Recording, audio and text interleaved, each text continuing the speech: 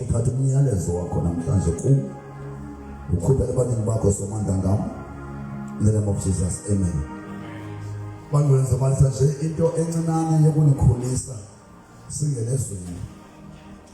Ngoku kufuneka xa ndima phambi kwenu ndithethe ndazi uba intetho yam can destroy the nation, can uplift the nation. So ncedisanani nam so that into ephuma kum ibe yinto ezawukwakha ilizwe yakhe ibandla. Ngabikho nto ezawuphuma kum that will destroy umsebenzi sesiwuqalisile omkhulu kangaka. Therefore ndicela ukuba ndiniphe le nto iphuma kum, ndiyafundisa ngayo. Xa uThixo enokuthi Umtata is a new Jerusalem, siyabona, ingayenza loo nto kwabanye abantu ibe ngathi senza Umtata indawo ebhetele kunezinye indawo. Siyabona bantwana, xa kuthiwe Umtata i-New Jerusalem, andingeke ndiyothi makutshintshwe kwamasipala ndipropose uba Umtata makutshintshwe igama because ityhilwe kuthi, ixelwe kuthi. Affect umuntu ongakhange wayiva, i-affecta lo oyive umoya ingcwele eyithetha izolo okokuba Umtata yi-New Jerusalem. Right, kumangcwele yi-confirmation. Akungoku ndeva ndaxelele ukuba Umtata is a New Jerusalem, but bendilinde kube khona umntu uThixo angcina ngayo uba Umtata is a New Jerusalem. Elalini yam wathi uThixo phaa elalini kuseNazareth, zange ndikwazi ukujika abantu balali yam ndibakhombisa uba kutheni kuthiwa isaphukandulo iNazareth, but ndazi uba uthi uThixo mandazi uba apho ndiphuma khona mna esaphukandulo kuseNazareth. Wathi laa mzi wasekhaya phaa kwatata kuseZiyoni. So andizange ndihambe ndichazela uba apha ekhaya kuseZiyoni, yona ntoba ndiyazi sepheka uba phaa kwelaa khaya kuseZiyoni. Laa lali yam inikwe igama elitsha kum eliNazareth. Then Umtata, xa sithi Umtata is a New Jerusalem, yeyalapha ebandleni.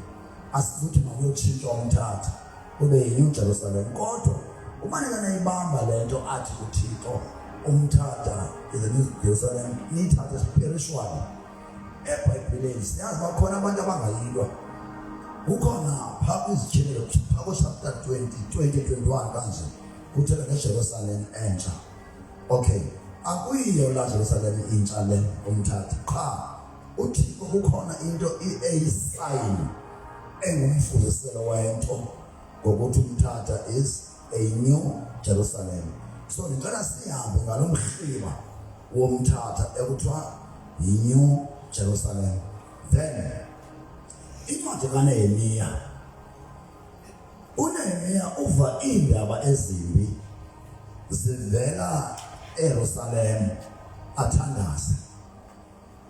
uNehemiya ndingathi ke ngokwelibali ndim, ngokwelibali nje lodwa uNehemiya ndidlala indawo kabani kaNehemiya.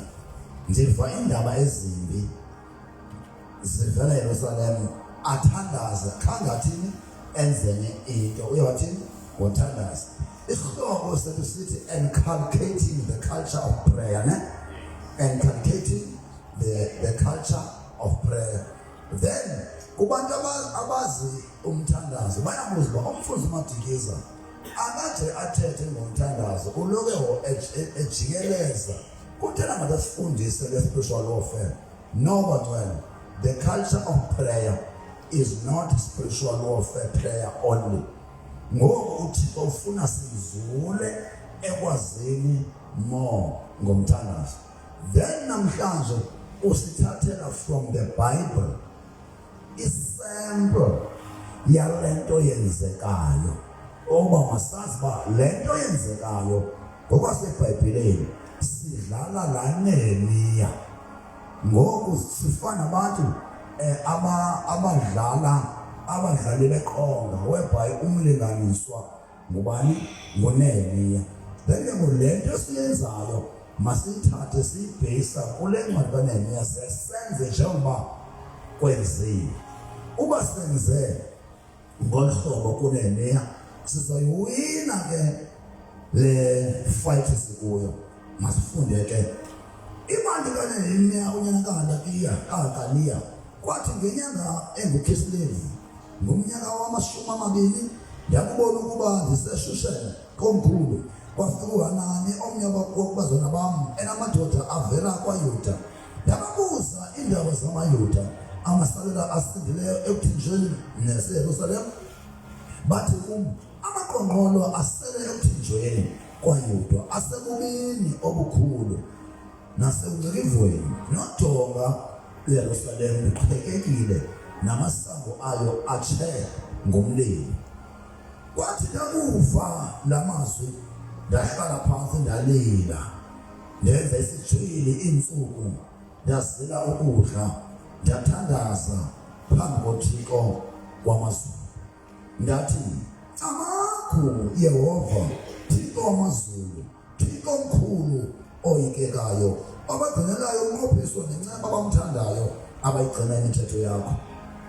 Indlela yakho mayikhe ibazeke namehlo akho makhe avuleke ukuze uphulaphule umthandazo womkhonzi wakho engimthandazayo phambi kwakho ngoku imini nobusuku ngenxa yonyana bakaSirayeli abakhonzi bakho nokuzixela kwam izono zonyana bakaSirayeli esone ngazo kuwe. Ndithanda laa ndawo ethi esone angathi abone angazikhuphi uNehemiya lo mqhamsholo athi esone ngazo kuwe. Mna nendlu kabawo sonile. Ngamanye amazwi bangcwele ngoku asithi mna nendlu kabawo sonile. Simele ibandla laseMthatha. Asimelanga Christ body in unity church. Basithi mna nendlu kabawo sonile. Simele ngokwalapha eMthatha simele the body of Christ yaseMthatha sonile. Ngokwase-South Africa simele ibandla lase-South Africa lonke sonile. Sonakalisile senza ububi ngakuwe. Asigcinanga imithetho nemimiselo namasiko okumusele umthetho ngawo uMoses umkhonzi wakho. Khawulikhumbule ilizwi owamusele umthetho ngalo uMoses umkhonzi wakho elithi ukuba nina nithe nenza ubumenemene ndonichithachithela ezizweni. Kakuba nithe nabuyela kum back to God. Ukuba nithe nabuyela kum Africa back to God in the Bible. Ukuba nithe nabuyela kum nayigcina imithetho yam nayenza nokuba kuthe kwabakho kuni abagxothelwe ekupheleni kwezulu ndiyobabutha nalapho ndibazise kuloo ndawo ndiyinyulele ukulibeka kuyo igama lam. This is prophetic. Uma ngababa ngcwele njengoba sithe akukho migudu ndingayenzanga, akho zinzame ndingayenzanga ukubonisa uba I don't want uba siqhube as a church, a local church, siqhuba as a body of Christ. But emqokozeni kwam ndingafumani attention, then I have decided uba Thixo, in the absence of the best, the worst become the best. use us to represent the body of Christ yasemthatha.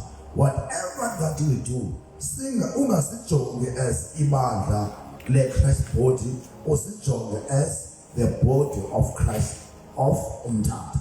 So ngoku whatever esiyenzayo asifocusanga emcimbini kaNokhaya, sifocuse emcimbini kaMthatha as ibandla lomzimba kaKristu emthatha. So lona yena ngokufuna ukuze sifumane yonke into sifuna uyenza, singamthathi kwi-denomination, simthathe kwibandla in general, right? Chapter 2, uNehemiya uya eJerusalem. Okay, mathi qala pha ku verse 11. Nkosi yami, indlela yakho mayikhe ibazele umthandazo womkhosi wakho nomthandazo wabakhonzi bakho abathanda ukoyika igama lakho. Khawuphumelelise umkhosi wakho namhla, umfumanise imfesane phambi kwale ndoda. Okay, this is our prayer manje. Akokuba noma uThixo ubengasixolela, noma uThixo ubengasusinceda, ngenxa yoba sizomcenga based kwiscripture sikaNehemiya evusa udonga lwaseJerusalem, ekubeni nathi siseNew Jerusalem, which is umthatha, standing for the entire body of Christ yasemthatha. Alright, see verse 17. Ndathi kubo, niyabubona na ububi esikubo, ukuba iJerusalem ilinqulwa namasango ayo ashiswe ngomlilo. Yizani sakhe udonga lweJerusalem singabe sabalongcekile. Nakho ke umxholo esohamba ngawo usukela ngoku, yizani sakhe udonga lweJerusalem singabe sabalongcekile. Yizani sakhe. Yabona ke ngoku xa kuthiwa yizani ngokweprayer iyathetha lento. Yizani ngamanye amazwi besithandaza sikwikona ezohlukeneyo. Ngoku yizani, come, let us pray together. Besikade sisebenza kwindawo ngendawo sithandaza ngokwahlukeneyo, kodwa ngoku ithi call yizani.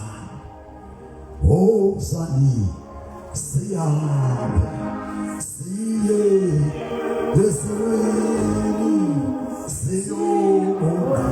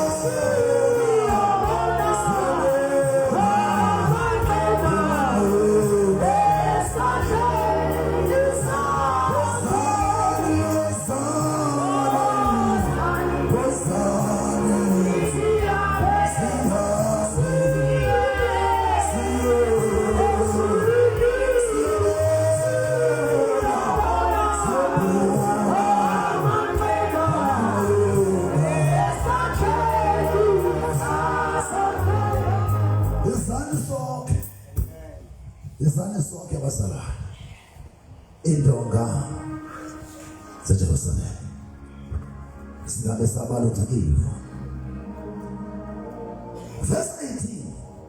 Bathi ke oSanebhalathi waseHoroni noTobiya umkhonzi umAmoni noGeshem umArabi bakuyiva loo nto, basiculela basidela bathi, yintoni ngale nto niyenzayo? Niyakuguleka nako kumkani? Ndabaphendula ndathi kubo, uThixo wamazulu nguye iyaziphumelelisa. Thina nabakhonzi bakhe siyakusuka sakhe. Kenina aninasalelo nalungelo nasikhumbuzo eJerusalem. Yabona apha uyaqaphela kukhona phaka abanyana uGeshem umArabi. Kukhona abantu uGeshem umArabi. Lento siyenzayo iza-affecta the Arab countries. Ningayibona ngathi ngulonzilonzi oqala eMthatha. Iza-affecta amaSulumane. Le nqwelo uThixo iqalayo kunamaSulumane amaninzi azawusindisa. Kodwa kwangoku sengulonzilonzi. Kuba nguloGeshem ngumArab. Umela ama-Arab akude noThixo oSanballat noTobia abalwa lento bazawuvela. Siqala uhambo bangcola unzima olusiphelo naso lunguKristu. Ingawuthixo apha ebandleni ngoku anganizinzisa ningancami. Yabona xa sizothatha ihambo ende kuthiwa yiba nokudla ephesini. Le nto siyiqalileyo ayifuni umuntu oxhamazelayo, ayifuni liphako because le nto ine-destiny yayo eyathi yapredestinwa. It's a predestined destiny. Le nto ifuna uqhanyazelelwa, ayizuphela le nto mna ndizofa esaqhubeleka. Le nto ndiyiqalileyo ndizofa mna. Mna andizithathi ndizibone kwabazawuxhwilwa mna. Kuba ndibona umsebenzi semkhulu. Asinakuthi amaSulumane ama-Arab esekude noKristu ufike engcwabeni. Kufuneka uKristu xa abuye uMatthew chapter 24 verse 14 yaye zonke izindaba zilungileyo zobukumkani bukaThixo ziyakushunyayelwa kulo lonke ihlabathi kuzo zonke indawo andule ukubuya. Ubuya kanjani kusenama-Arab angayifuni Christianity? Kufuneka kuqala iChristians ziyonqunyula inhloko zilwele ubukumkani bazo. Ama-Arab abona uba ebekade ecinga ayamazi uThixo kongaziwayo uThixo. Sizofundisa uThixo ama-Arab. Izizwe zama-Arab ngeke abuye uYesu. I'm telling you, ngeke abuye uYesu kungabanga khobantu abasikhoba siyonqunyula inhloko. Ama-Arab amaSulumane mawamazi uba uYesu Kristu yinkosi. Akanawulinganiswa nomuntu ongcwaba lakhe lesekhona amathambo kulo onguMohammed. Sikashumayela madoda, sadlalisa ingxaki, sashumayela imali, sashumayela isikhundla, sashumayela amabandla wethu, asikashumayeli igospel yobukumkani efelwayo. Igospel efelwayo asikashumayeli yona, sashumayela igospel yobunconywa uphathwa izandla ngabantu. Akukabiyo lekaKristu Yesu. He suffered for this cause. And that is the reason I sing and I shout, for Jesus came down and lifted me up. Abantu bangamani Yesu obuyayo, but they are doing nothing. Bangamani Yesu obuyayo, but they are just sitting. They are prayerless. They are not praying. Ubuya sangabuya ngoku angemkani 3% abantu abekho kwiposition yokukhweleka. Many nations abashunyayelwa. uYesu bangcwele iscripture masifundwe. Kunezinto ezimele ukwenzeka before he comes. Zibhaliwe eBhayibhelini. Masinganqameli i-effects singazijongi cause. I'm one person now. I doubt if mna ndizawukhwela. Xa ndijonga ngostandard sokushunyayelwa kwegospel, I will die gospel simile ingekaqaliswa. Zishunyayelwe zona indaba ezilungileyo zobukumkani, but not obu bukaKristu. Batyebile abantu iBhayibhile, befundisa abantu iBhayibhile, but bengashumayeleli ubukumkani abapostolo ababufelayo. Shunyayeleli igama, to be famous, to be known, to be one of the giants of the pulpit, but not in and for the kingdom of God. I rather not be famous. I rather not be known by nations if I will be known just for the sake of preaching without the sufferings of my Christ.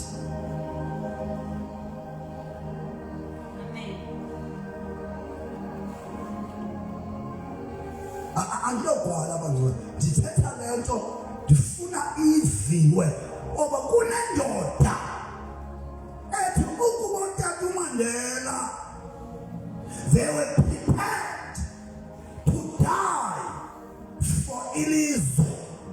What about a man who died for nations by the name of Christ?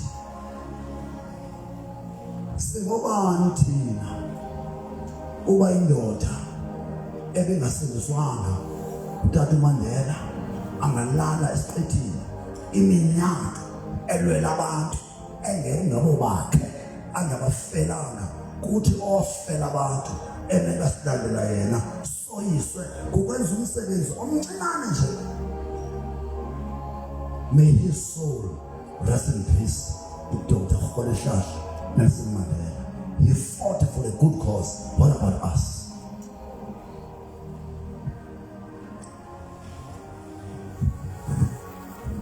Masini.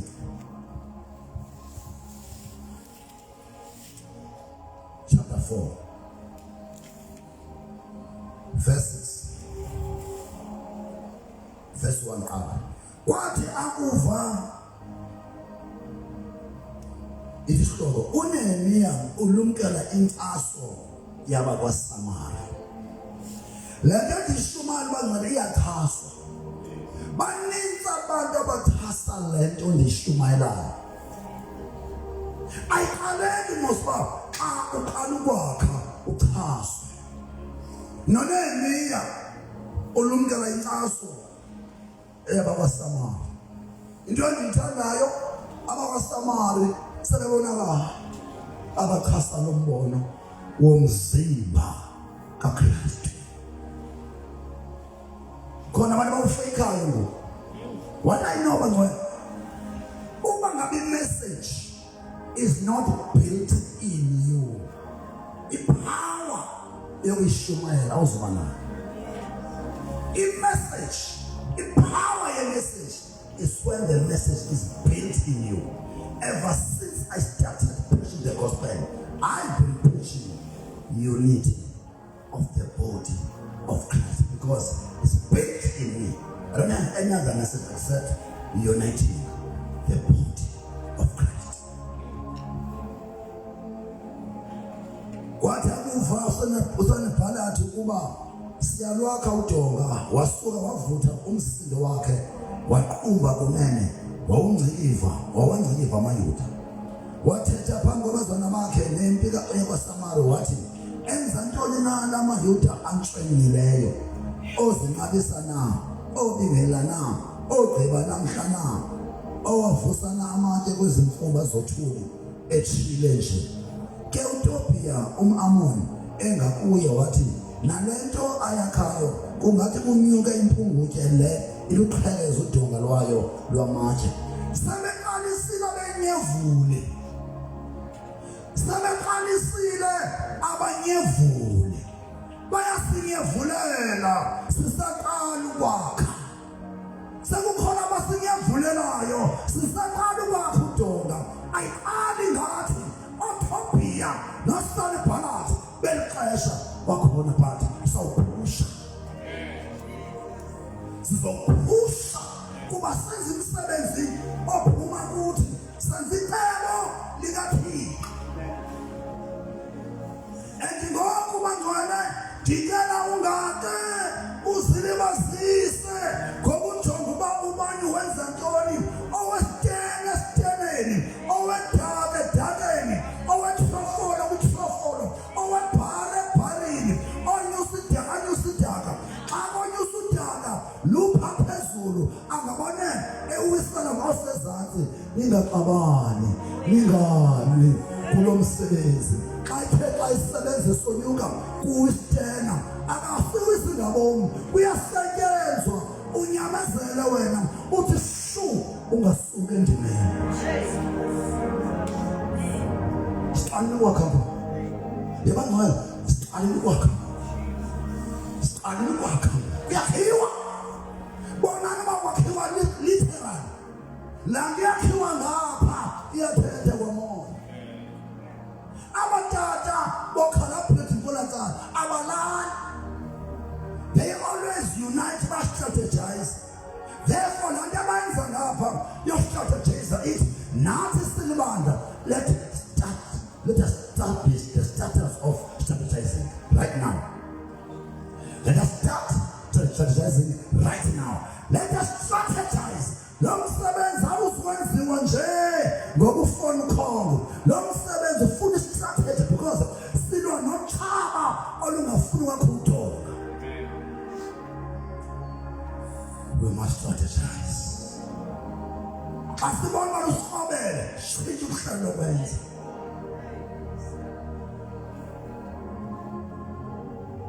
Libongwe ngabantu libongwe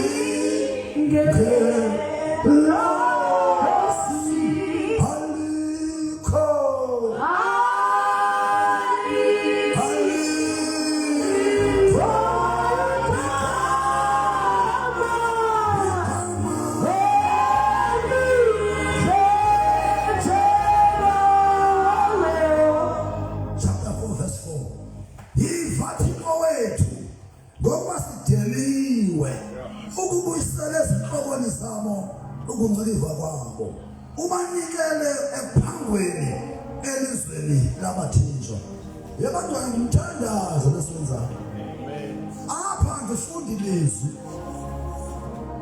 inculcating the culture of prayer. Indlela zokuphandaza sawuzenza zonke, sithandazizwe namhlanje. Namhlanje siyathandaza, sithandazizwe, sithandaza unene asiphrise siyamthandaza, inculcating the culture of prayer.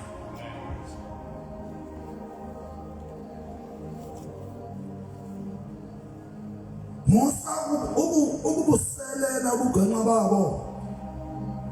Musa ukusima isono sabo phambi kwakho. Ngoba bakukhumbisile phambi kwabakhe. Uvesi sibangcwele ngicela uvesi sinengathi siyamama. Iphele verse. Salwakha ke uDonga. Lwadityaniswa lonke uDonga. Kwesifirst ingatheni sokuphakama kwalo. Abantu babe nenhliziyo yokusebenza. Tata umyandlu thandazela uba abantu babe nenhliziyo yokusebenza. Just few nje. Abantu babe nenhliziyo yokusebenza. Masithandaza uba kuvuka abantu abazoba nenhliziyo yokusebenza. Pray that. Thixo wam, uthi xa uthetha kwincwadi kaMateyu uthetha ngamasimu, uthi amasimu avuthiwe kodwa kunqabe abasebenzi.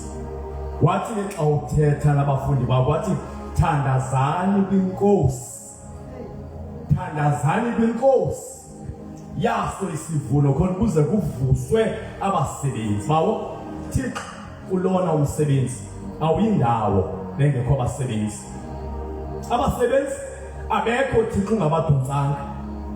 Yonke lonto ngalenjikalanga sithi Thixo identify njengoba uJoshua wathi wa-identify Thixo wathi abathe baguqa ngamadolo basela ngesandla abo Thixo ingcwele ebukhosini waphinde wathi wajonga kwabanye abanye bachapha lithi izwi lakho ke Thixo wathi uThixo thatha aba bathe bachapha bawo ngalenjikalanga namhlanje khangela inhliziyo khangela oyingcwele bakhona nalapha endlini bakhona abayuthi abayenza nakwaba benzayo ke Thixo ungalibazisi mabenze nabo bangalibazisi futhi ngoba lo msebenzi uqalile ba uqalile oyingcwele selemqalisile ngoba Thixo oyingcwele yomeleza identify yomeleza lo msebenzi uqhubeka ubheke phambili akekho namnye ofanele mabe khona apha ongaziba khona nobengaziba khona ngenxa yomnye wasilela lo silela uThixo faka omnye endaweni yakhe kodwa nomsebenzi wongeni egameni lenkosi Yesu Kristu amen. Verse 7 kwathi akuva uSanibhadonotopia nama-Arabi nama-Amoni nama-Ashdodi ukuba ziyenyuswa indonga zeJerusalema ukuba ziqaliwe ziyavinqwa intanda wavutha umsindo wabo kunene bacebisana kunye bonke bephela ukuba beze kulwa neYerusalemu bayonakalisa. Verse 9 sathandaza uThixo wethu samisa bakulinda imini nobusuku ngenxa yabo phakajobe phezulu uThixo azisaba ukulinda imini nobusuku ngamanye amazwi sithandazela umoya obuthongo abantu mababone kungalaleki abantu mabangaphumli makungalaleki ngenxa yalo msebenzi cela kuThixo kuba ake aphelise umoya wobuthongo.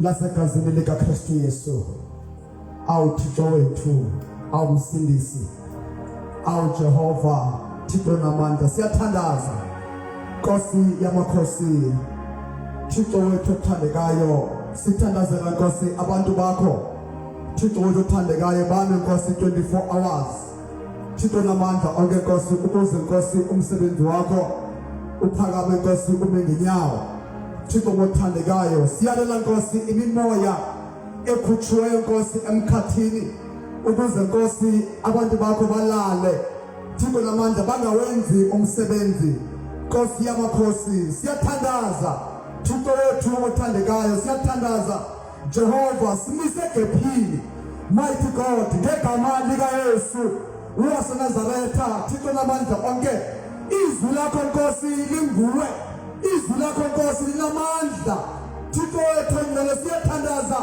ebusuku moya oyingcwele sikhalimela Nkosi umoya obuthongo sikhalimela Thixo namandla umoya Nkosi owazivela sikhalimela Thixo namandla umoya Nkosi wongalifundi izwi lakho bonke thandekayo siyathandaza Thixo namandla bonke Nkosi abetebo lakho mabaphalame Nkosi bame ngenyawo mbobozone zehlabathi ngegama lika Yesu waseNazaretha ukuze Nkosi umsebenzi wakho uphumelele egameni likaKristu Yesu. Father, we thank you Lord in Jesus mighty name. Siyake ngokuverse 8 athi amayuda amandla abathwali bemithwalo ayetha inkunkuma ininzi. Hey athi amayuda amandla abathwali bemithwalo ayetha inkunkuma ininzi thina asinakulwakha udonga inkunkuma mamuzweni kuthiwa ininzi ake sicela uThixo aze nomtshayelo inkunkuma ininzi le nkunkuma bangcwele sizono le nkunkuma kukungamoyi uThixo le nkunkuma kungathandani le nkunkuma kungaxolelani le nkunkuma kukunganyaniseki, le nkukuma kukungamanyani, le nkukuma yiyo yonke into echase uThixo ekwakhiweni komzimba wenkosi. Thanazana. Egameni likaYesu. Masenazaretha. Bawona amandla onke kumkani wobungcwalisa. Thixo wethu ophilayo. Siyahlaka Nkosi yethu. Siyazithoba phambi kwakho moya wamandla. Siyazithoba Thixo wethu nyalisweni sonile. Thixo wethu namandla senzanga kabuhle.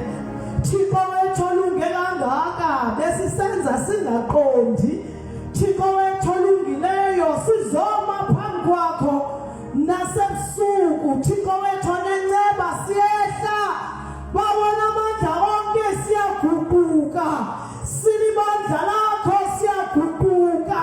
Sile Jerusalem entsha siyaguquka. Sicela ukholo bawona amandla. Baba Nkosi yami kuninzi kuyonakalisa. Bawalungileyo sesikhonza sisindisiwe. Inyaniso seyifikile kuthi. Kodwa Nkosi yami kuphume kumonakalo. Siyehla Thixo wethu. Siyazithoba. Bawona amandla sizothi senze. Thixo wethu namandla sibe ngabantwana bakho. Thixo wethu olunge kangaka ngoba lona umsebenzi ufuna abangcwele, ufuna ukwenziwa ngomoya nenyaniso. Sizobe ngephini leNkosi ukuthi iNkosi yami unite bandla.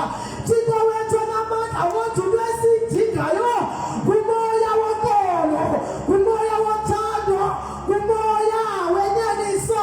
Siyakudinga ukuthi umile ngaphakathi kwethu yonke into emelana necebo lakho ukuba sonke sizokwehla. Thixo wethu ukuthi phakama wedwa ngongqoshe wezulu, phakama wedwa utshintshe i-system yobumnyama egameni likaYesu ngoba siyahlaseleka singafuni ukona. Bawona amandla onke siwele kukufeza umsebenzi wakho. Siyathandazana Nkosi ukuthi klina konke Nkosi okungcolisayo ezinhliziyweni zethu. Klina ibandla lakho Nkosi umsebenzi sowuqalile egameni nasegazini likaYesu waseNazaretha. Amen. Amen. Mayisuka inkunkuma ezinhliziyweni zethu. Le nkunkuma ayikho strategy. Inkunkuma ikwinhliziyo zamakholwa. Inhliziyo zamakholwa zidinga imoto. Kudingeka kuchayeliwe inkunkuma yokhele kwinhliziyo zamakholwa. Adinga izicabhing brush amakholwa konakele ngaphakathi enhliziyweni. Senza lenceba thi. Amen. Verse 11. Ababandezeli bethu abo babesithi akayikwazi akayikubona sithe singene phakathi kwawo siwabulale siwumise umsebenzi. Bonke isa kuthiwa kunabantu abazoza bangenelele bangengathi bokha njengoba sisoka kanti bazochitha lo msebenzi. Vala mntanami abangenelele oSanibhalathi noThobhiya bangabisangena kuba asibadingi kulo msebenzi. Logama sisoka bayachitha. Vala ngaphandle mntanami. Bawongcwele Thixo wethu ophilileyo, wena ungumnikazi webandla. Thixo wethu onamandla onke, simegephini Nkosi ngoba Thixo wethu ogcwele kuye babonakala into yokuba kukhutshwe oSanibhalathi ngoba kuyavuswa iJerusalema. Thixo wethu onamandla uthetha uthuma uNehemiya kumkani wobungcwalisa xa iJerusalema amasango ebesechithiwe. Nkulunkulu wethu onamandla ubungcwele sebukile ebandleni selipulpiti zijikiwe. Thixo wethu onamandla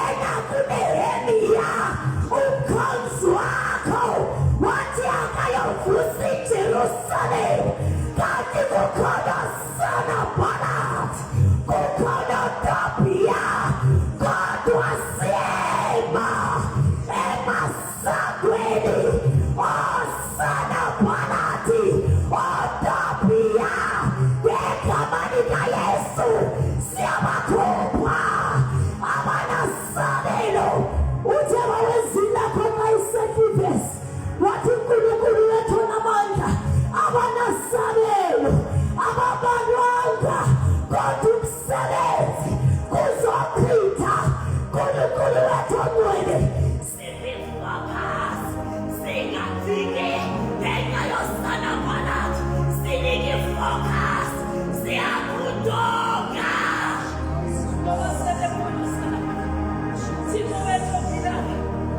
abawethena amandla sinemasangweni Thixo wethu ongcwele vusabaliphi inkazingazi ukuthi kuthatha uNkulunkulu wethu ophilayo ingezama for 24 hours sikade abangenayo nabaphumayo Jehova Thixo wemikhosi sinemasangweni ihla ubengumlilo sibekunophapha owamazulu sibekunophapha wasezule siyavala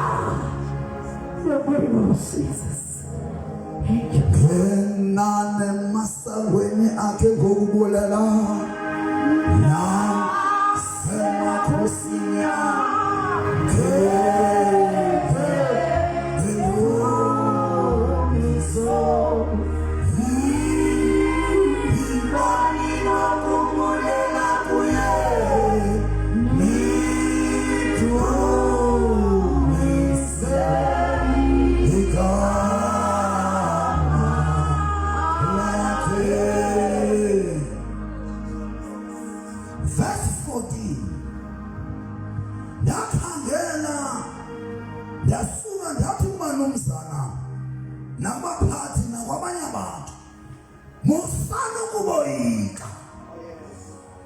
musana uboyika khumbulani inkosi enkulu eyayikekayo nilwele abazalwana benu nonyana benu nentombi zenu nabafazi benu nezindlu zenu ngenani masangweni akhe ngokubulela semakhosini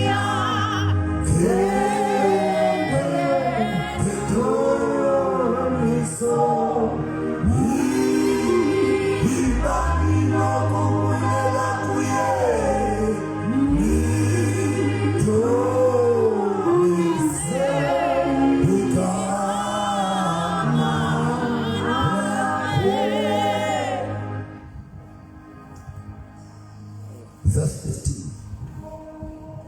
Kwathi zakufa intshaba zethu ukuba siyazi thina nokuba uThixo ulitshithisile iqhinga lazo. Sabuyela sonke siphela eludongeni elowo emsebenzini wakhe. Jesus. Elowo emsebenzini wakhe. Vuthela elowo uzothandaza sithandazela kungasunduzwana kuzokwakhiwa ngoku elowo ngokwegift yakhe. Oh yes Lord. Siyathandaza kungakhompithwa ngezakhono zokwakha elowo ahlale ngokwesipho sakhe aphe kwakhiweni komzimba kaKristu. Kaloku thina asakhi indonga zeJerusalem senza umzekelo ngezindonga sakha umzimba wenkosi uYesu. Bawo egameni likaYesu Kristu waseNazaretha Thixo wethu namandla Thixo wethu namandla indlebe enkosi izakwenza umsebenzi wayo nelihlo Thixo wami lizawubona egameni likaYesu libone lo mzimba nengalo Thixo wethu zizawusebenza ukusukela namhlanje zisebenzela Thixo umzimba egameni likaYesu onke amalungu Thixo wethu azakwenza umsebenzi esenzela umzimba Bawukosi yamakhosi umoya wecompetition namhlanje uyaphelelwa ngegama lika Yesu Kristu waseNazaretha lowo nalowo somandla uzakwenza umsebenzi wakhe akawunikiweyo Thixo emzimbeni kaKristu Yesu bawo siyathandaza Thixo wethu namandla impumulo somandla izawusezela umzimba ngegama lika Yesu Kristu waseNazaretha onke amalungu Thixo wethu azakwenza umsebenzi esenzela umzimba siyathandaza ke Thixo wethu namandla iunity somandla emalungini omzimba ngegama lika Yesu Kristu moya wecompetition uyaphelelwa right now ngegama lika Yesu somandla faka amandla Thixo kwelungu ngelungu egameni lika Yesu lenza umsebenzi ngegama lika Yesu Kristu waseNazaretha enkosi Thixo wethu in Jesus name. Verse 16 kwathi ukususela kulowo mini yiyole amen yiyole ukusula namhlanje kwathi ke ukususela kulowo mini esinye isiqingatha samadodana akwami sasebenza emsebenzini esinye isiqingatha saphatha isikhali nengwele thethe izaphetha nengubo zensimbi kananjalo abaphathi babeyixhasile yonke indlu kaYuda ke aba babesakha eludongeni nabathwala imithwalo babethwala ngesinye isandla esisisebenza emsebenzini baphathe izikhali ngesinye Emmanuel sisemfazweni siyathandaza ngapha siyaloba lento siyenza concurrently ngapha kuyathandaza ngapha kuyalila akutophumla ngoba usawusebenza ishift uba ngaba egwadana uba ngaba amagqwirha ane-shift zokwenza umsebenzi ongcolileyo wokubulala thina sizoba ne-shift zokuthandaza umthandazo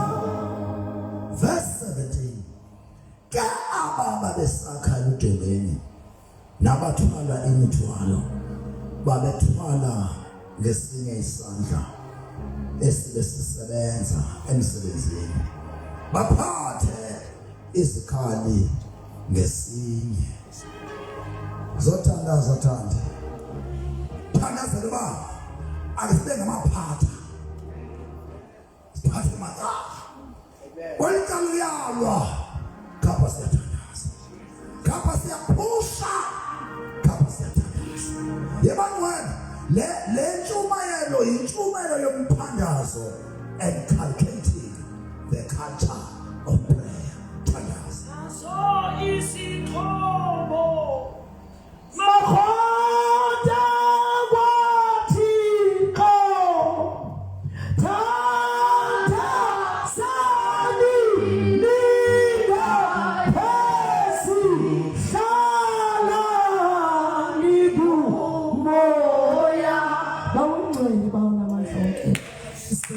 sethu uYesu Thixo othembakeleyo Thixo onyanisekileyo uNkulunkulu wamabandla ngameni lenkosi Yesu Kristu waseNazaretha siyathandaza Thixo wethu mhlweni ngokwezwi lakho Thixo wethu namandla senzisa inqaba Thixo wethu namandla wonke ngameni likaYesu waseNazaretha uthi inkosi naxeshanye Thixo wethu namandla siyalwa siyathandaza ngameni lenkosi Yesu Kristu sifundise Thixo lento siyafuna ukuyenza egameni likaYesu Kristu waseNazaretha ngeke sikwazi ukuyenza ungekho Thixo wethu namandla ezimpilweni zethu sixhomekeke kukwenza kwethu siyanikela ke Thixo wethu ngemizimba yethu ukuthi uyenzise konke ofuna kusikwenze egameni lenkosi Yesu Kristu waseNazaretha enkosi Jehova amen.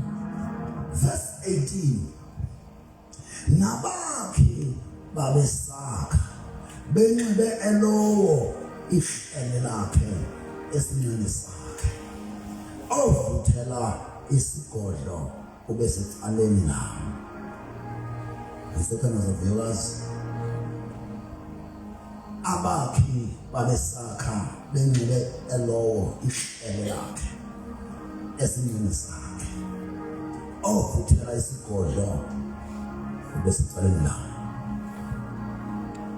Phana zalaba abakhi bakhe bemanyene abakhi bakhe benjongonye abakhi bakhe bemkhelomnye thandaza bawethu ngcwele bawona amandla onke dalwento zonke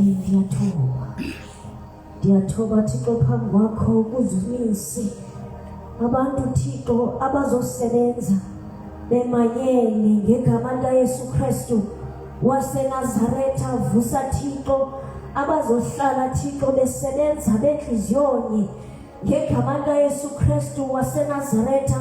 Moya ingcwele ungabi khona into esizoyenza singayenziswa nguwe yiba ngumncedi ukuze sibambe ubunye ngegama likaYesu waseNazaretha. Moya wenyaniso siphefumulele ngamaxesha onke ukuze konke sikwenzayo sikwenze sibambe inhliziyo kaBawo nasekuthandazeni kwethu Thixo senze sibe banye noba sisezindaweni ezohlukeneyo kodwa ngenxa yenhliziyo yakho Thixo sincede simanyane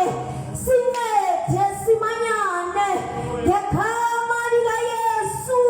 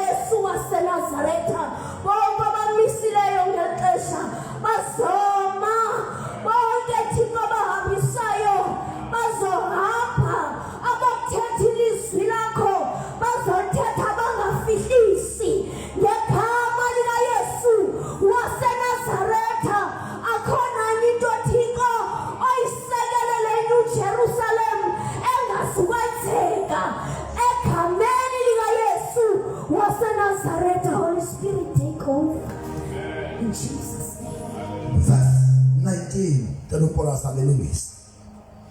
Verse 19 yathi kuba nomzana nakubaphathi nakwabanye abantu umsebenzi lo mkhulu ubanzi thina sithesa eludongeni omnye ekude komnye utata uMpolase ezawuthandazela ubunye kuthiwa siboni uba kona siyasebenza kodwa siqaqelene uthaba lungene phakathi kwethu sisebenza kuba siqaqelene omnye umde ukude kunomnye. Mandiyiphile before the attendees yathi kuba nomzana nakubaphathi nakwabanye abantu umsebenzi lo mkhulu ubanzi thina sithesa eludongeni omnye ekude komnye. Tata khawukhale kuThixo ushaba lungenile kuba kona siyasebenza siyathutuza kodwa siphelelene omnye kude kunomnye. Bring us together in prayer. Ngapi? Yesu Kristu moyingcwele sendiyathandaza Nkosi, siyathandaza moyingcwele umsebenzi wakho Thixo somandla mkhulu kakhulu Thixo wethu. Mema kaThixo somandla abakhonzi bakho abantwana bakho Nkosi nalowo Nkosi abambane omnye nomnye ukuze moyingcwele umsebenzi wakho icebo lakho Thixo wethu lenzeke. Ngegama likaYesu Kristu waseNazaretha asiyaphumelela leThixo wethu ungekho wena.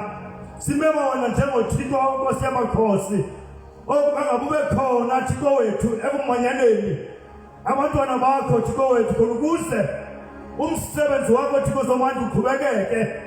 Ngegama likaYesu Kristu waseNazaretha siyakucela naThixo wethu, siyakucela kamoyingcwele bamba lowa Thixo wethu ukuze Thixo wethu umsebenzi wakho ube yimpumelelo ngegama likaYesu Kristu waseNazaretha. Amen. Verse 20. Endaweni elitheneva ilizwi lesikolo nokuthelana kuyo kuyo uThixo osilwela. Ayi mamuzonyana kuthiwa uThixo osilwela. Ndinikela mama wami uye no uthi Thixo umsebenzi wakho uqanile silwele. Nabo Sanballat nabo Tobiah uqalile umsebenzi emthatha the new Jerusalem. Thixo silwele okwathuma. Bawe egameni likaYesu Kristu waseNazaretha unguThixo wena wedwa. Ulithemba lethu Thixo, ulihlathi lethu, ungumthombo ophephela, ungamandla ethu. Sasikhona Thixo wethu kule ndawo. Khawusibumbe Jehova, sibe moya mnye, sibe mkhelo mnye. Senze umsebenzi esiwubizelwe emhlabeni wokuseva intando yakho Thixo. Umsebenzi ngokwethu ukuqonda kodwa Thixo sifundise indlela zakho. Sasikhona endlini yakho Nkosi. Khawusenze Nkosi umsebenzi osibizelwe wona. Siwenza Thixo wethu ngenene nangenyaniso ngoba wena Thixo wethu usibizela ngaNkosi uzofudumeza isitulo. Kodwa usibizele Thixo wethu ukuthi Nkosi bakuzukisele wena igama lakho masiliphakamise ukuze Thixo wethu nomandla senze ngokwentando yakho. Bawo siyabulela thatha indawo Thixo kule ndawo yasemthatha. Khawuveze Thixo wethu abantu behliziyo yakho abazabaqhela omnye bebemoya mnye Thixo wethu namandla. Siyacenga Tata wethu, siyacenga moyingcwele, siyacenga mzali hlala nathi emihleni yonke kuzukisele wena egameni lasegazini likaYesu. In Jesus name, amen. Ndiyakholwa uqalile ngokuya silwela. Yebangcwele sizawulwelwa.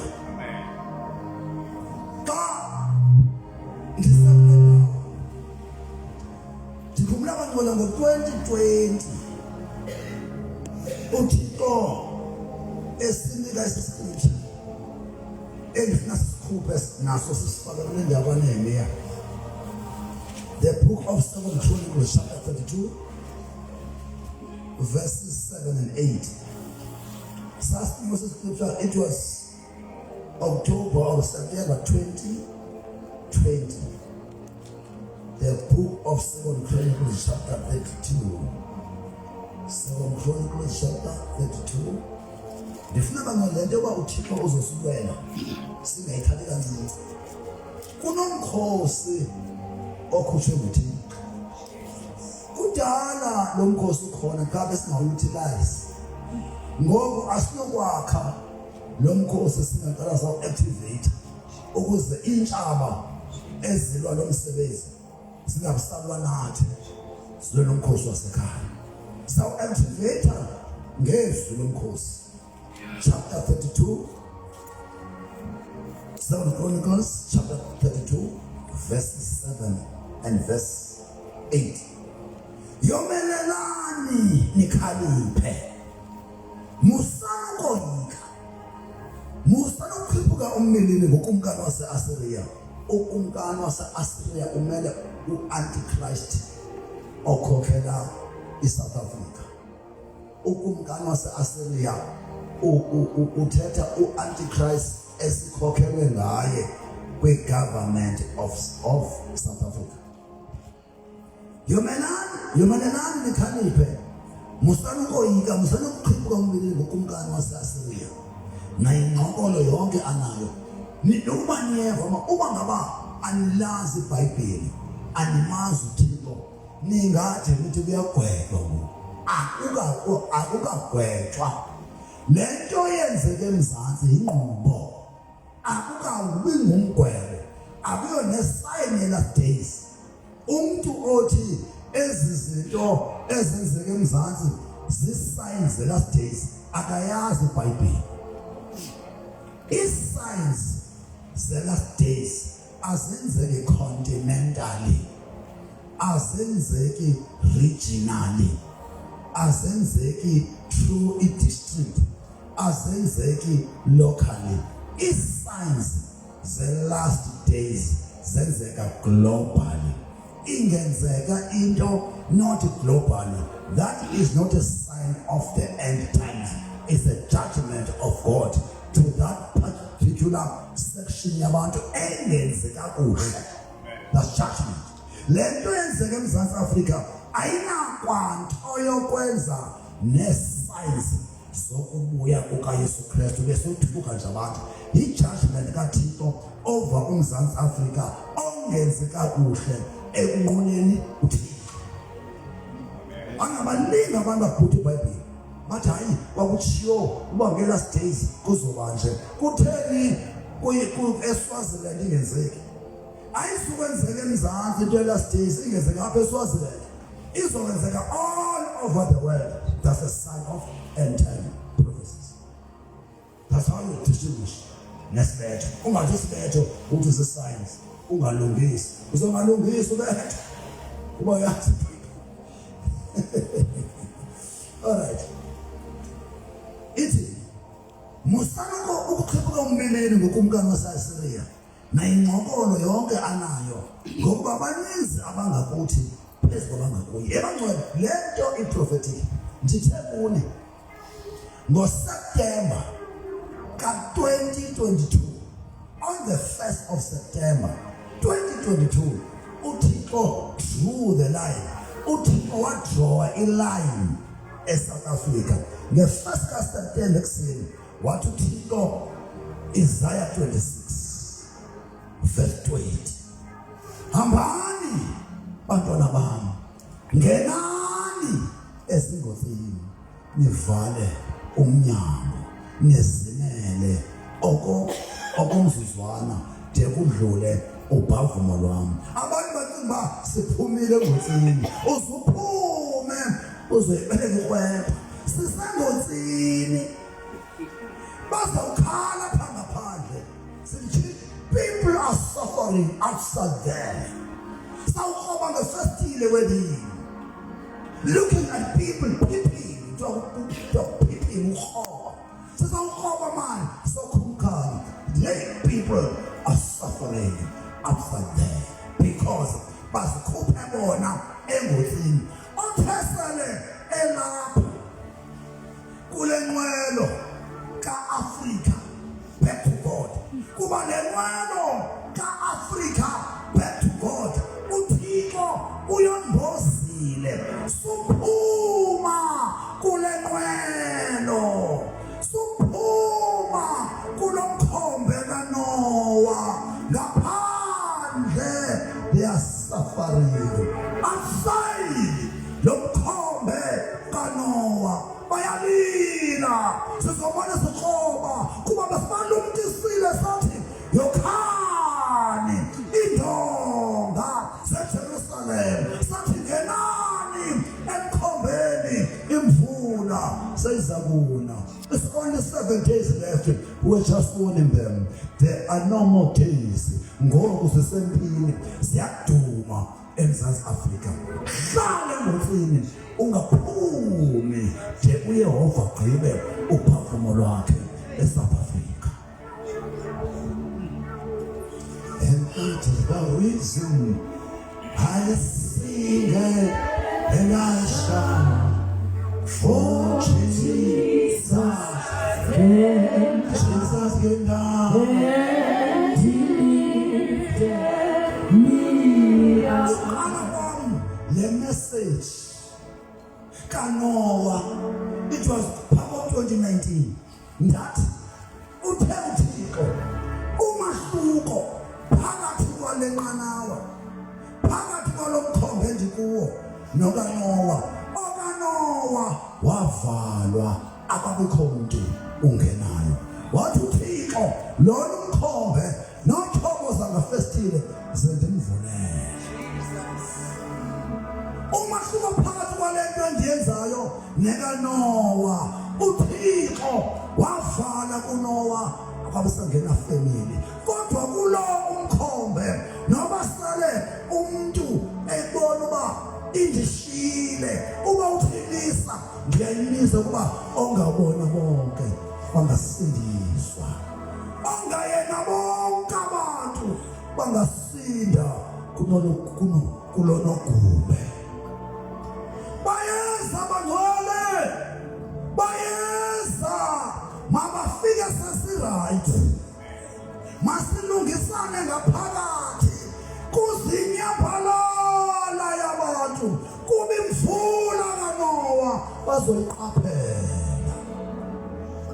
akuzubadala lenqwelo kaNoah bayifune seningabavaleli ongayena bonke bangasindiswa inqwelo yena yekaThixo inqwelo lena yekaThixo inqwelo lena yekaThixo inqwelo lena yekaThixo ethetha thetha Sathane umthethi izokuchasa thetha Sathane umthethi izokuchasa.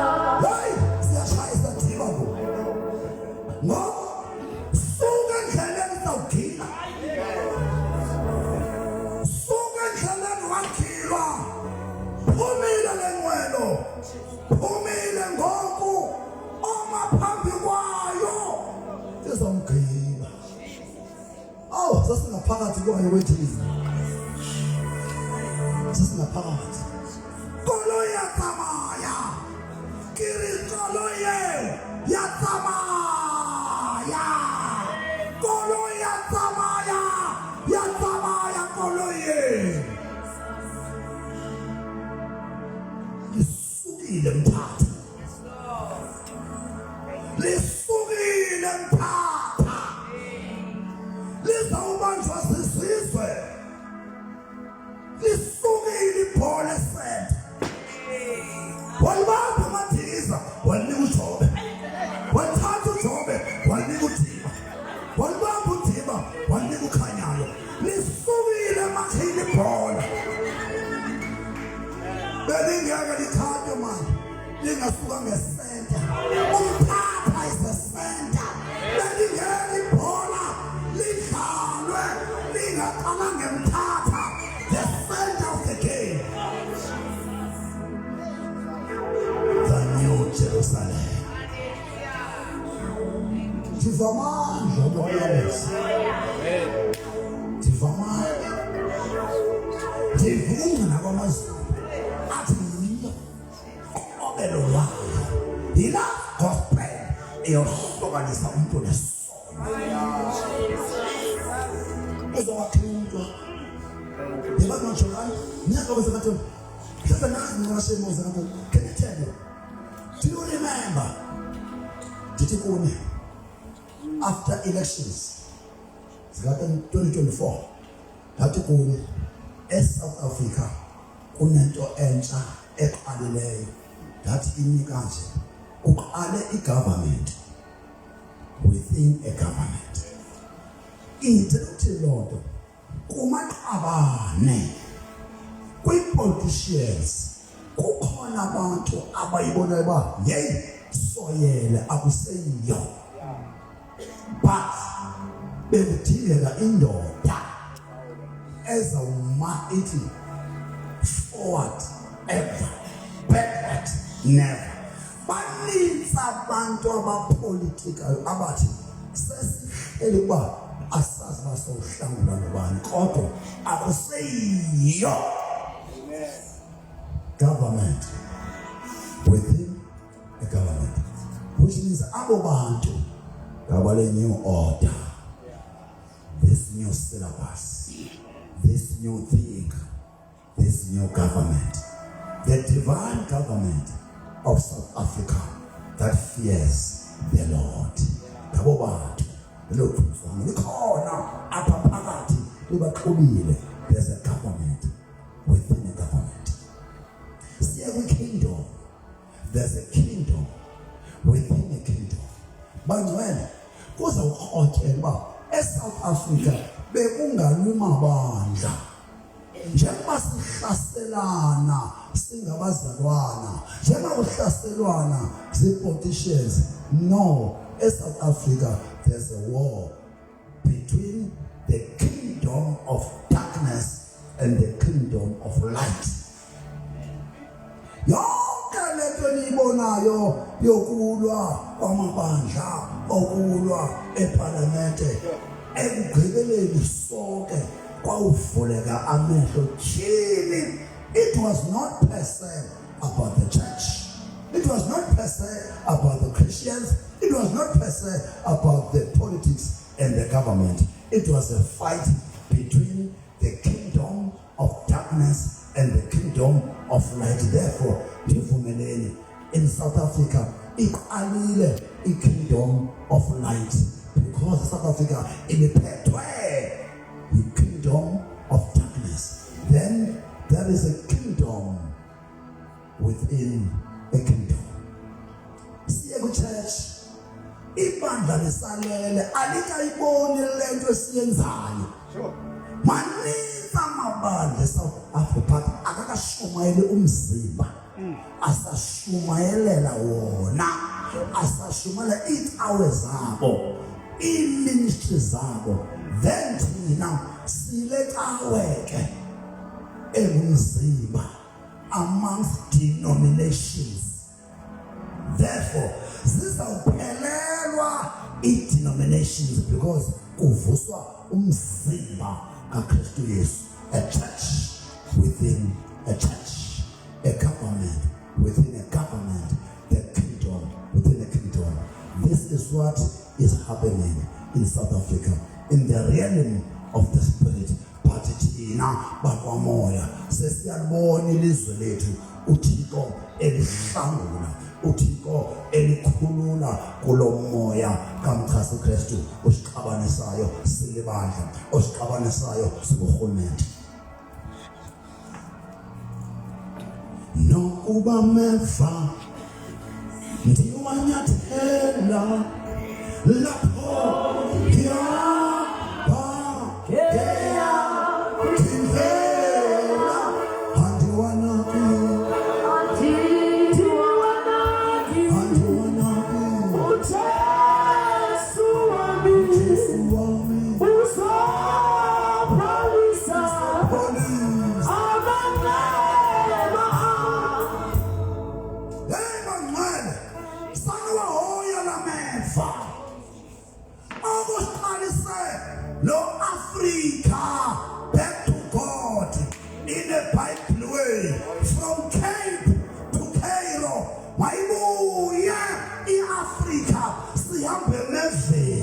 kodwa dongala indumiso Yesu kwa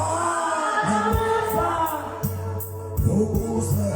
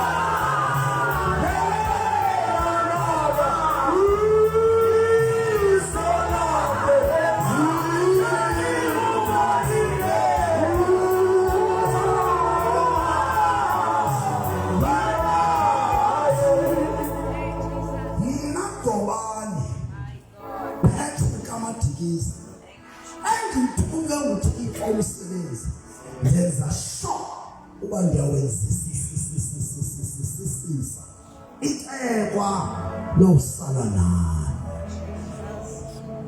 Yabona ngo ndisensimini katata ndihleli phezu kophumo ndisensimini katata yenza umsebenzi katata ngendlela katata ngama-specifications katata not ngawawo. Tshola mnandi evo kodwa umzuzu tshola nje ungashumayela utsho nje. Hallelujah. Amen.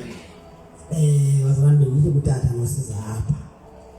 Ngoba lo msebenzi ngokaThixo now ukuze sonke siu-understand. Ithathe ngathi i-project. I-project kaThixo. Now in a project is always three-legged. I-client, i-consultant, or consulting engineer, i-contractor. I-consultant takes care of the interests the client. For example, kwakhiwe isikolo, i-client ngo-Department of Education oza hand over isikolo kuye afaka utishana ukufaka abantwana kufundiswe, right? Then i-consulting engineer, it takes care of interests zalo. I-consulting office ye-consulting engineer yiyo ekhupha the scope of work somsebenzi. Ikhuphe the technical specifications, supply technical drawings, i-blending schedules, yonke into ezawufuneka to achieve umsebenzi wenziwe kunokontraka lo. Now bendike ngutata uThixo ngokuthi masibuye ke ngoku nansi project right physical sibuye kwamoya. I-client nguThixo, i-consultant nguHoly Spirit, unokontraka libandla. Ibandla must execute the project according to the scope of work sika consulting engineer or the Holy Spirit. Don't extend the scope of work because umuntu ozawupasisa umsebenzi ayingona okontraka i-consulting engineer pasisa umsebenzi on behalf of the client. Amen.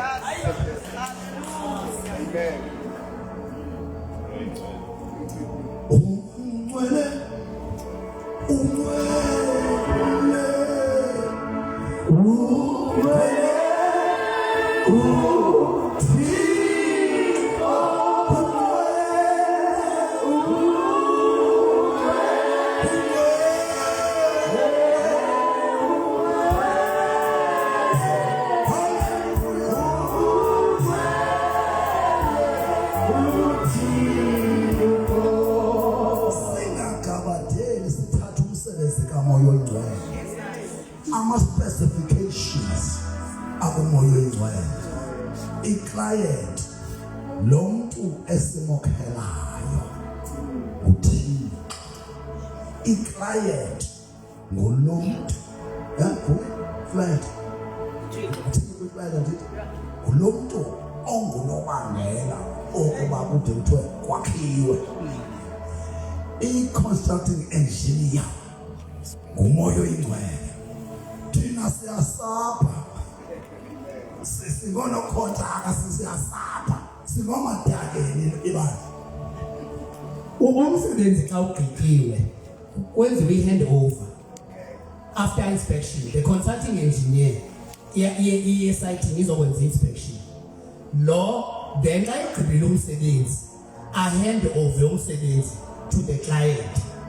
I-client yawube umsebenzi kuwo iwuthathe and hand over umsebenzi. Sorry, i-consulting engineer, the contractor hands over to the consulting engineer. I-consulting engineer iwuthathe umsebenzi iwu-hand over to the client.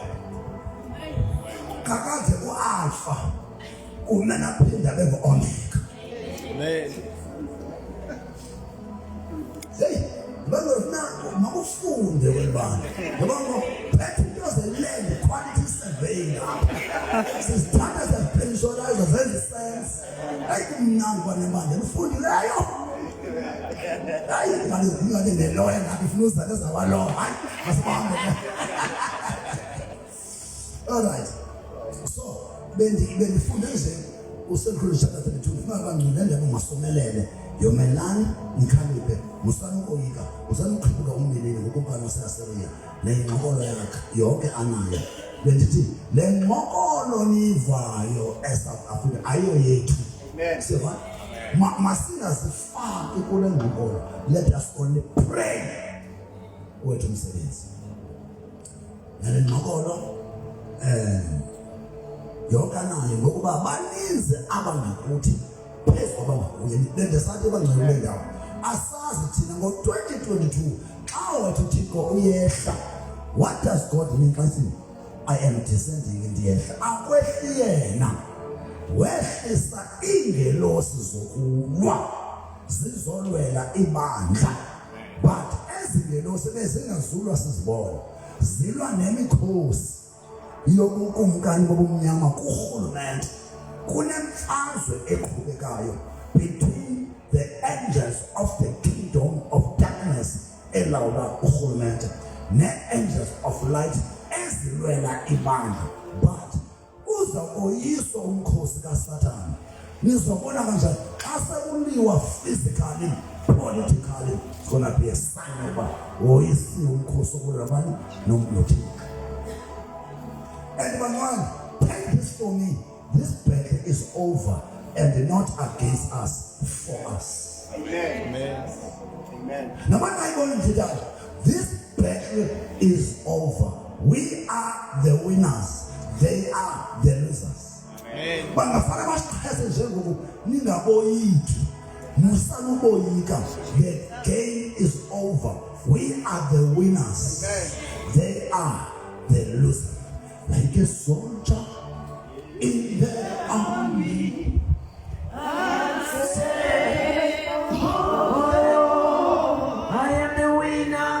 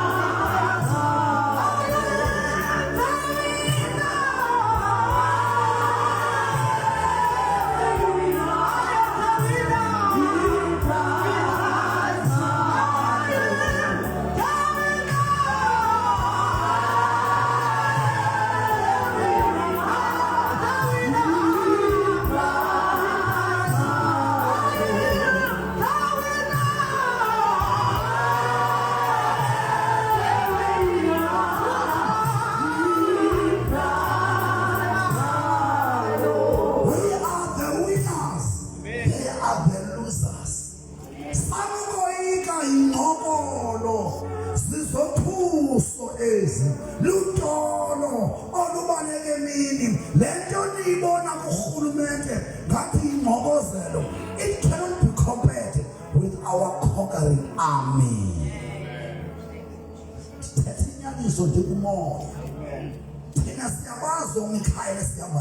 Oh yes.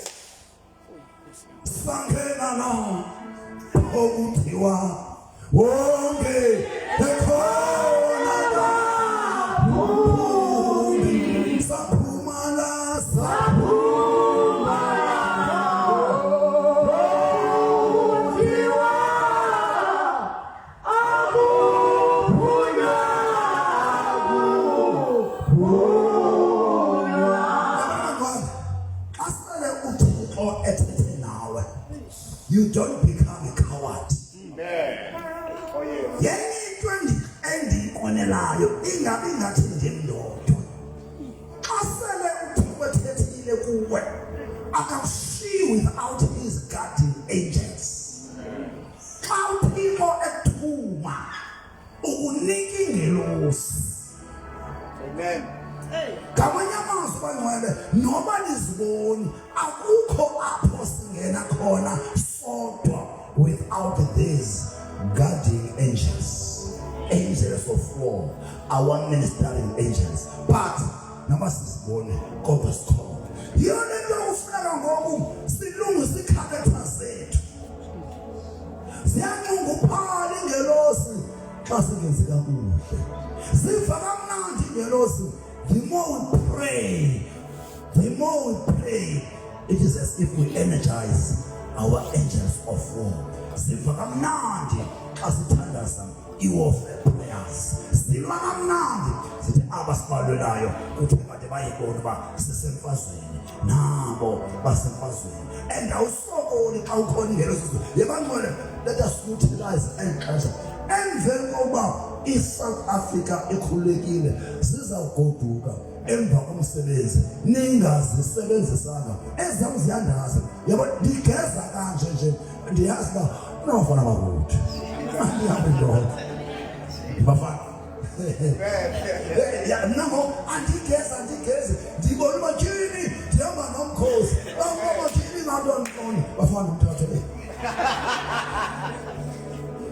manu ndozi no ngoba yaza izinto bangaje into yathela light. Amen. Unkosikazi uyahlola isikhiya phemini emsebenzini baphuka afone insurances ba izolanda imoto ukuthi hayi not isikhiya babe uthatha ibhankini but isikhiya nango ukhupha imali sithole ngepound hayi don't worry uzothatha ulale kwakho imoto ilalapho bakhona ocean bazoyigada ucuma nje abasemzini wakho shaba uma ke ngokusithanda ndiyemse yomlanda bazoshiya ocean empire zigade imoto usuku wonke xa ndithi athumikhaye emfondweni manje esithiko abasiboni yani atshoba mfethu azishika ushimikhaye ukhokhela umphako omkhosi uthi abanike nasi asinikhaye nto uthumeka ukuthi sigade imoto bona mina moto goduka ngene nje sagoduka khule yami sagoduka yebangcwele zikhona izingelosi. Amen. Khayina zikhetha mina ezini khoza nezazi banama ningene khetha mina Kwenza manyala. Kwenza manyala. Ndifuna ukwenza manyala ngoba ingelosi zakho zibekizana. Ole.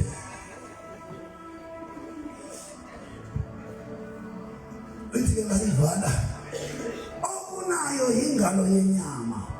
Okunathi nguYehova uThixo wethu ukuba asinede. Alwe amadabi ethu sanyuzilwela mani yohlukanani nokuzilwela mani siyalwelwa but akalwelwa umuntu ohleliyo ulwelwa umuntu ngemithandazo yakhe umphumuka ngemithandazo akulwele sesiyava asifana abanenye wethu bangcwele umthandazo unamandla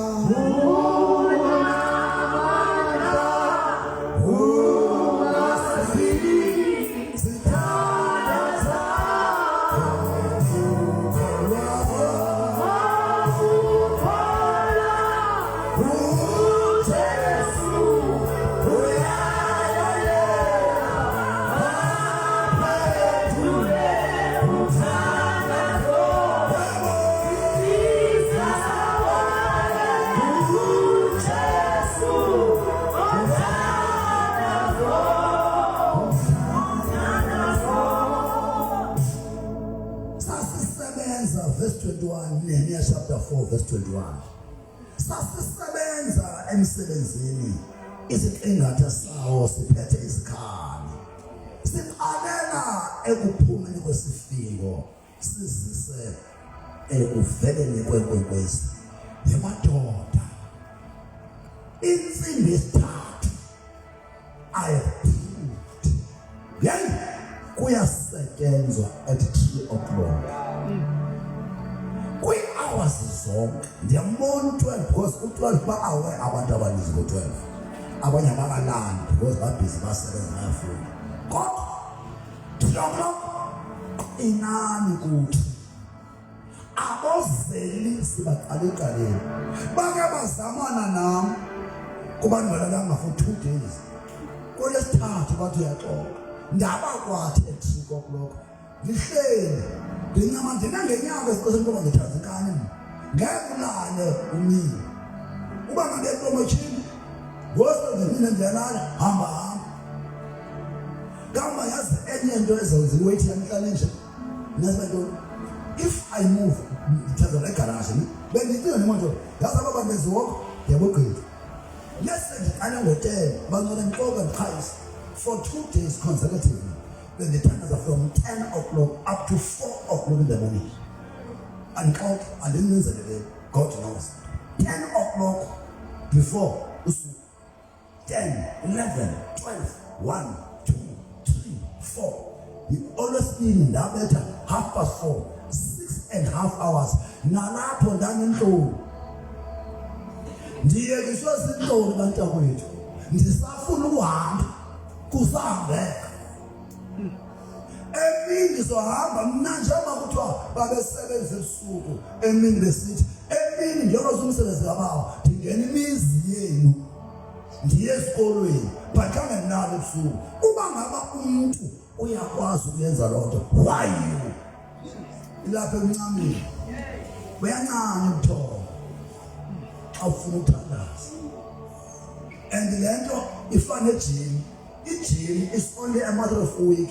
Uvuka nzima kwesibini umzimba soziqhabalekela ukuba waqalisa ukuthi andizolala just for 3 consecutive days kulesine sozivukela ebangcwele insimbi yesithathu bawese kunganiseni umoya obuthongo ka-3 which means konyuka ishift abasebenzi egwadana abaqaleqaleni alilalanga imali liyahoniswa. Sasisebenza imisebenzi lesiqingatha sawo siphethe isikhala siqalele kuphumeni kwesifingo sizisi hayi ningaleqini nakabangcwele hayi uthatha una 6 ufuna 9 ngani no bendibaza nje ngami ndingathi makwenziwe nje ngami ziyashiyana istrengths. Mina nisebenzi ndingavendozele ngo-7 lalo kwam bethi 12 ndithanga wena ufunele komini so ningaziqalisi nami nisebenza. Kodwa ungathi makazikimbishele ungaletha bazofana nabantu abanye abangazi bangenzeka ntoni usasa zikishele. Kodwa bangcwele isishumi somthandazo ndiyasicela isishumi somthandazo ndicela 10% wami not imali 10% yomthandazo usuku lezoyi-24 hours umele umzalwane ingakumbi ngexesha lomlo angathandazi less than 2 hours 40 minutes a day. Isishumi somthandazo 2 hours 40 minutes but awumthandazi wonke ulaqe you can take the 30 minutes uphinde ongeze 1 hour uphinde ongeze 10 minutes and then ngomthandazo lo okucimela you can use the scripture praying an hour using the scripture part. Yenzani ishobo ngoba ngoku asimowe uThixo i-10% yakhe yomthandazo. U-10% womthandazo 24 hours, 10% of 24 hours is 2 hours 40 minutes at least a day. Mna ndizibethe ishumi kodini ndibe ngaphaya ishumi alesiva 2 ngathi ndibeze ngento nikongozela better than few. But the 10% you're told free will of prayer. That's the way I'm saying. Free will because the free will what the name is free will. This is the one. Kanjalo ndathi ngelo xesha ebantwini elone ndodana yakwakhe makalale phakathi eYerusalem ebusuku ebangcwele makabe khona abantu abanemoto siyajikeleza isixeko ebusuku iyandixaka manje umphatha idolopha akuyomonto kubefundisa bemele bapha zishitsi kuthanda sixeko umuntu athathe iawari ibandla yemadoda amagqwirha ayasigqila awuncinci umthatha akuzonkonzo emthatha ayingopast emthatha akuyo-apost emthatha bemele bayesisixeko nje kude kuyosa abazalwana bephinyelela kwizixako zasemthatha kususa unkuma kude kuyosa bebezothakatha xeshane xa bethiwa siyakwazi uba sibe banye sisixeko sethu mawungaphumi kulalwe mawungalava ngomthatha wethu bendiyenza ndodwa in my time bendiyenza ndodwa ndisatisha jikeleza isiqala ubusuku bonke ndisayeklasini ungaqoma hayi impakasebenzi ndiyenze ndisatisha loba ndingalali sisixeko lasemthatha alone kanya not a day iminyaka doing one thing ngomthatha no wonder uthixo ndiphile le dolophu andifanda iphiwa manje ndayisebenza ndayisokolela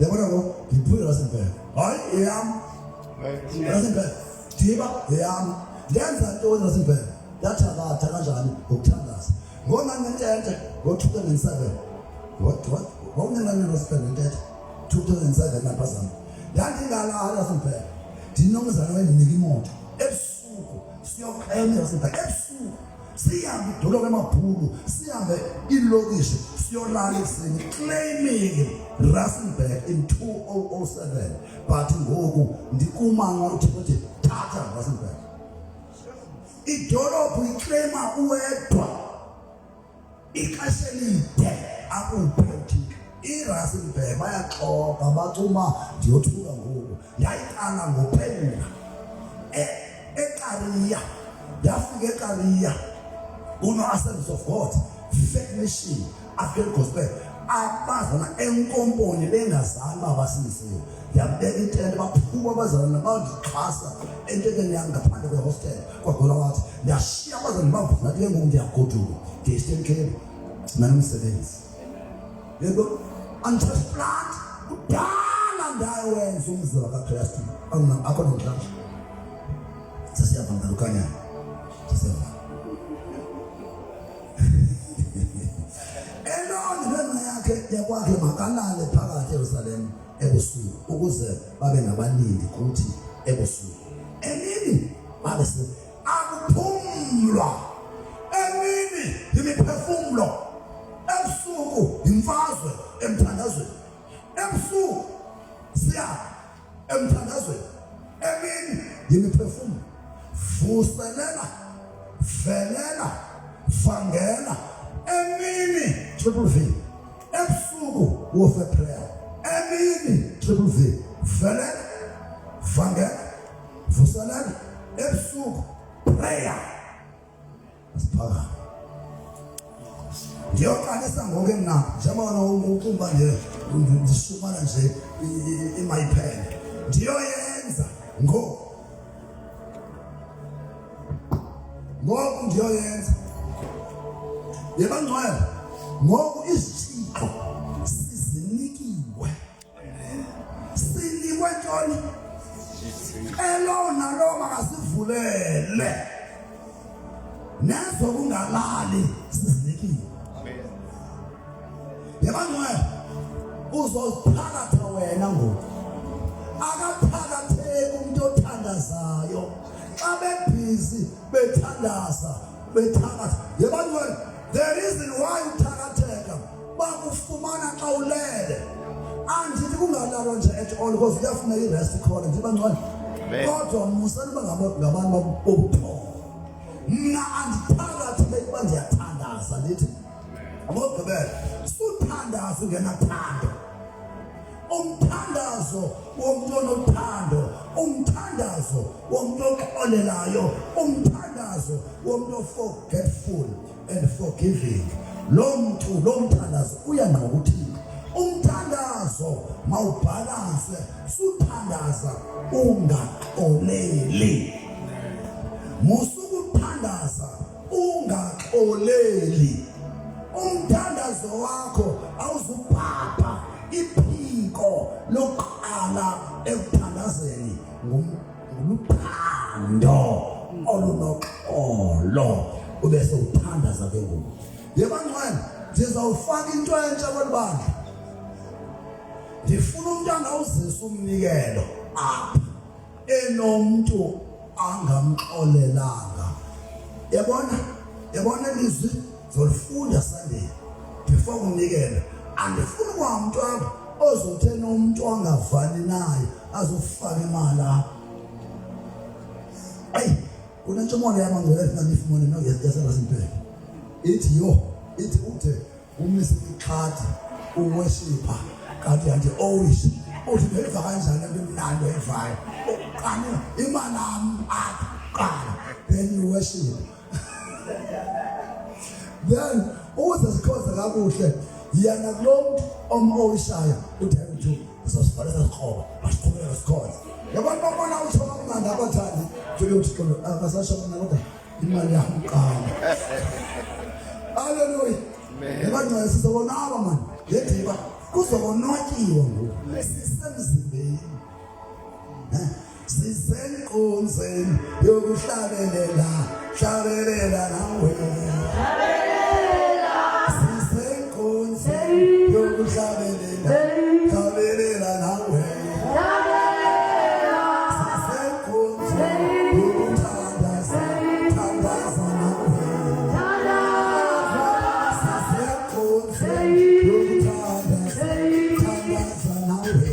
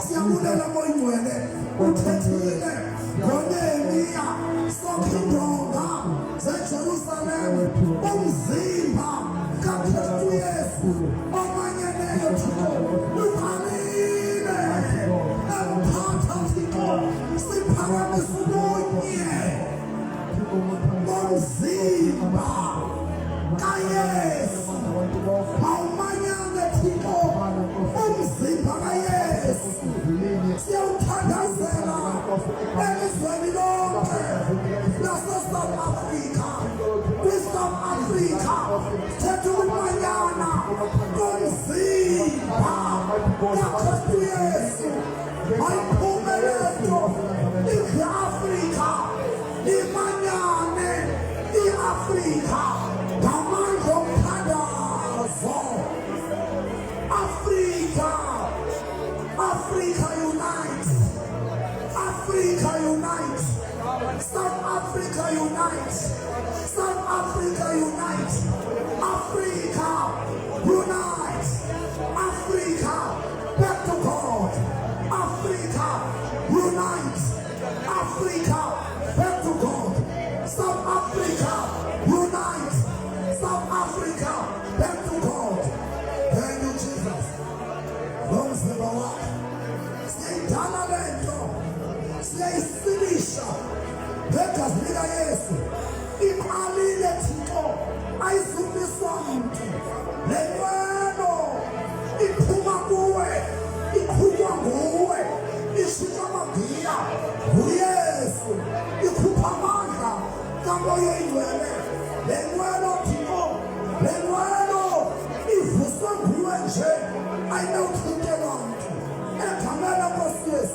Baba usuku lonke impilo yonke ekufanele thatha indawo yakho njengoThixo in the name of Jesus.